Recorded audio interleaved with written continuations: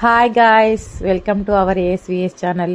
ఈరోజైతే నేను మీ ముందుకు మరో కొత్త వీడియోతో వచ్చేసాను.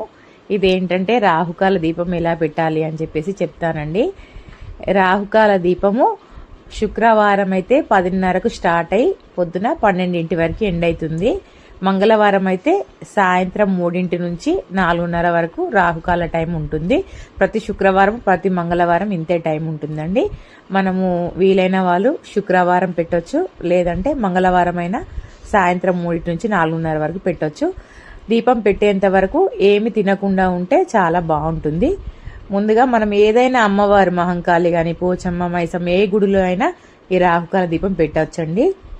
రాహుకాల దీపం పెట్టేటప్పుడు మనం ఒక పేపర్ ప్లేట్ తీసుకెళ్ళి దానికి చక్కగా పసుపు రాసి బియ్యపిండితో ముగ్గులు వేసి అలంకరించాలి. దాని మీద తమలపాకులు పెట్టేసి ఇలా నిమ్మకాయలన్నీ 2 వక్కలు కట్ చేసి నిమ్మరసం పిండేసి అది చెట్లలో పోసేయాలి. గౌరమ్మను కూడా చేసుకోవాలండి. ఒక నిమ్మకాయ వక్కను కట్ చేసి ఇలా ఒకదానికి పసుపు రాసి ఇంకొక దానికి కుంకుమ రాసి ఇలా పెట్టాలి. ఇది అమ్మవారి స్వరూపంగా భావించాలి, దుర్గామాత స్వరూపంగా. దుర్గామాత టెంపుల్ దిల్సుఖ్ నగర్ లో అయితే వాళ్ళే ప్లేట్ ఇస్తారండి, స్టీల్ ప్లేటు. దానికే శంకు చక్రం దుర్గామాత అమ్మవారి రూపం అయితే ఉంటుంది. వేరే గుడిలో మనం వెళ్ళినప్పుడు అయితే ఇలా పేపర్ ప్లేట్ కు పసుపు రాసి అలంకరణ చేసి ఇలా నిమ్మకాయలు పెట్టేసి అందులో నెయ్యి పోసి పువ్వొత్తులు పెట్టి దీపారాధన చేయాలి. కొంతమంది 2 దీపాలు వెలిగిస్తారు, కొంతమంది 5 దీపాలు వెలిగిస్తారు, కొంతమంది 9 దీపాలు వెలిగిస్తారు. ఇలా ఒకసారి కానీ 3 సార్లు కానీ 5 సార్లు కానీ మన ఇష్టం అండి. మన కోరిక నెరవేరినప్పుడు మనం సంకల్పం ఎలా చెప్పుకుంటే అలా 5 శుక్రవారాలు కానీ 5 మంగళవారాలు కానీ 3 శుక్రవారాలు కానీ 9 శుక్రవారాలు కానీ వీలైతే ఇంకా దసరా నవరాత్రుల్లో పెడితే చాలా ప్రత్యేకమైన విశేషమైన ఫలితాలు అయితే ఉంటాయండి. నేను ఇప్పుడు శ్రావణ మాసం కదండి, శుక్రవారం దుర్గామాత అమ్మవారి టెంపుల్లో పెట్టేసి వచ్చాను. మా ఎదురుగా ప్రసన్న మహంకాళి అమ్మవారు అయితే ఉంటారండి. ఇందులో వెనకాల సప్తమాతృకల అమ్మవార్లు కూడా ఉంటారు. ఇక్కడ భద్రకాళి అమ్మవారి ముందు కూర్చొని నేను రాహుకాల దీపం అయితే వెలిగిస్తున్నాను. రాహుకాల దీపం వెలిగించడం వల్ల అత్యద్భుతమైన ఫలితాలు అయితే ఉంటాయండి. మీరు మనసులో ఏ కోరిక కోరుకొని ఈ దీపం పెట్టాలనుకున్నా తప్పకుండా నెరవేరుతుందండి. నాకైతే చాలా సార్లు నేను ఏదనుకుంటే అది జరిగింది. నేను చాలా సార్లు రాహుకాల దీపం అయితే వెలిగించానండి.